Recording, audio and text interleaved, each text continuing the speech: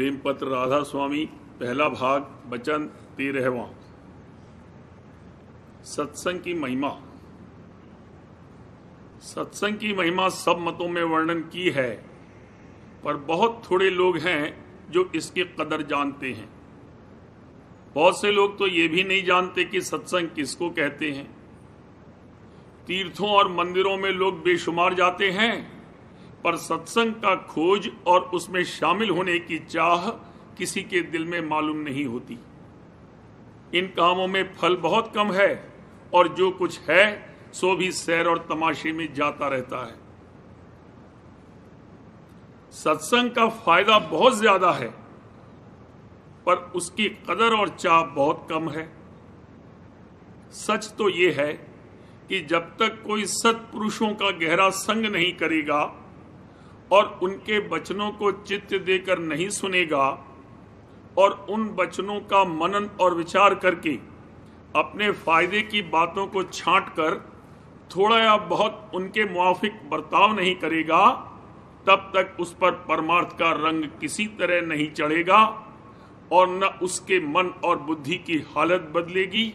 और न उसका चाल चलन दुरुस्त होगा। इस वास्ते सब जीवों को जरूर चाहिए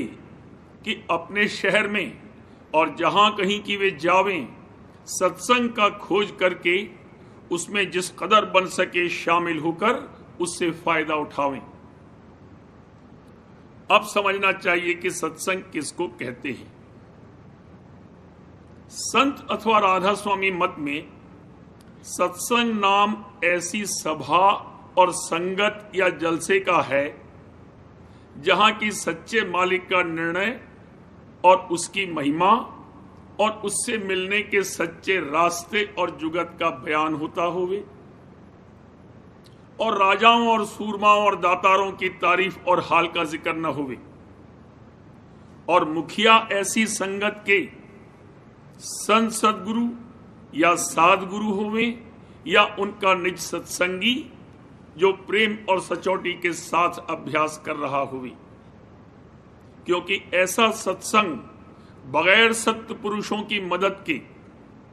जो कि आप मालिक से मिल रहे हैं या मिलने के लिए सच्चा अभ्यास कर रहे हैं और अपने तन मन और इंद्रियों को साधना के बल से पूरा या किसी कदर काबू में लाए हैं, नहीं चल सकता और न किसी को उससे जैसा चाहिए फायदा हासिल हो सकता है। जाहिर है कि जिसने जिस बात की कमाई आप कर ली है वो उसको दूसरों को भी अच्छी तरह समझा सकता है और कमाई भी करा सकता है और उसके वचन में भी किसी कदर असर होगा। और जो कि विद्या और बुद्धि की मदद से महात्माओं की वाणी और वचन को पढ़कर सुनाते और समझाते हैं, न तो उनका वचन ठीक और दुरुस्त हो सकता है और न किसी को वे उसकी कमाई की जुगत बता सकते हैं और न कमाई करने वाले को मदद दे सकते हैं, बल्कि अंतर के भेद को, जिससे कि वो आप बिल्कुल नावाकिफ हैं, उल्टा पुल्टा बयान करके लोगों को गलती में डालेंगे और कर्म धर्म में भरमावेंगे। इस वास्ते उनका संग सत्संग नहीं है, बल्कि सच पूछो तो कुसंग में दाखिल है। अब मालूम करना चाहिए कि जहां संत सदगुरु या साधगुरु विराजते हैं या उनका कोई निज सत्संगी सत्संग का मुखिया है, तो वहां जरूर सच्चे मालिक का निर्णय होगा और यह भी बयान होगा कि किस तरह उसके चरणों में सच्चा प्रेम और भक्ति पैदा होवे और कैसे वो दिन दिन बढ़ती जावे और कौन जुगत और अभ्यास से मन और इंद्रियों का जोर कम होवे और दुनिया और उसके सामान की चाह और कदर किस तरह दिन दिन हल्की होती जावे और किस तौर से जीवों को व्यवहार और परमार्थ की कार्रवाई करनी चाहिए कि जिससे उनके पिछले कर्म कटते जावें और आइंदा को उनके सिर पर दुखदाई और फिर जन्म दिलाने वाले कर्म न चढ़ते जावें। जब ऐसा सत्संग जीवों को मिले और वे चित्त देकर सच्चे शौक के साथ वचनों को सुने, तब जरूर उनकी परमार्थी समझ दिन दिन बढ़ती जाएगी और दुनिया और उसके भोगों का भाव और प्यार आहिस्ता आहिस्ता घटता जाएगा। और जो भूल और भ्रम और उल्टी पुल्टी समझ संसारियों और अनेक तरह के लोगों का संग करके उनके दिल में समाई हुई हैं, आहिस्ता आहिस्ता दूर होती जाएंगी और नाशमान और दुखदाई पदार्थों में उनकी पकड़ ढीली और कम होती जाएगी। और प्रेमी और भक्तिवान लोगों के साथ जो सच्चे मालिक के सच्चे चाहने वाले हैं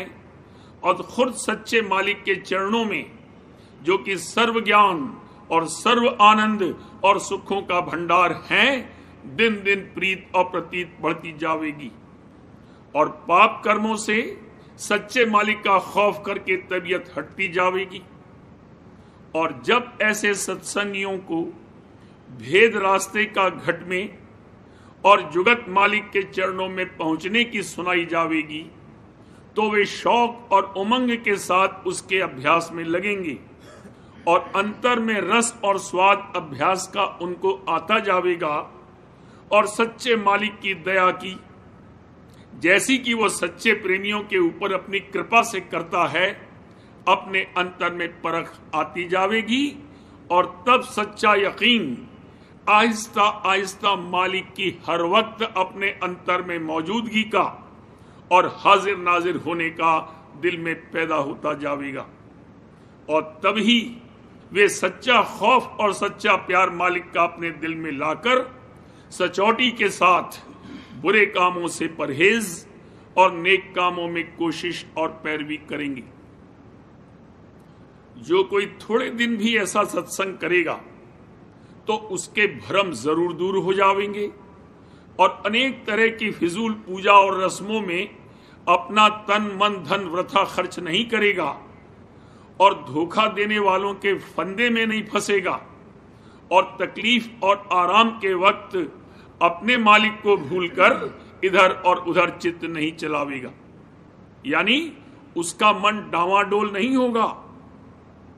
क्योंकि जिस वक्त कोई शख्स अपने मालिक को छोड़कर दूसरों से मदद मांगता है तो साबित होता है कि या तो उसने अपने मालिक को समर्थ न जाना या उसकी मौजूदगी का यकीन उसके दिल में नहीं आया, तो इन दोनों सूरतों में वो शख्स मुनकिर यानी नास्तिक हो गया। और जो जरा सी दुनिया की तकलीफ में ऐसी डावाडोल हालत हो गई तो आखिर यानी मौत के वक्त की हालत का क्या भरोसा हो सकता है। इस तरह का परमार्थ कुछ करामद नहीं हो सकता है, न जीते जी और न मौत के बाद। गौर करके दुनिया का हाल देखने से मालूम होता है कि थोड़ी या बहुत लोगों की ऐसी ही हालत है और सबब इसका यह है कि उनको सत्संग नहीं मिलता है और इसी वजह से मन और चित्त उनके हमेशा डावाडोल रहते हैं और बजाय मालिक के यकीन और मोहब्बत के दुनिया का प्यार और खौफ दिल में जबर समाया रहता है और परमार्थ और स्वार्थ में अनेक तरह के कर्म और भरम और संशयों में गिरफ्तार रहते हैं और अपने कर्मों का फल जो कि मन और इंद्रियों की चाह के मुआफिक पाप और पुण्य का ख्याल छोड़कर करते हैं, दुख सुख भोगते रहते हैं और अपने जीव के सच्चे कल्याण के वास्ते कोई काम उनसे नहीं बनता, क्योंकि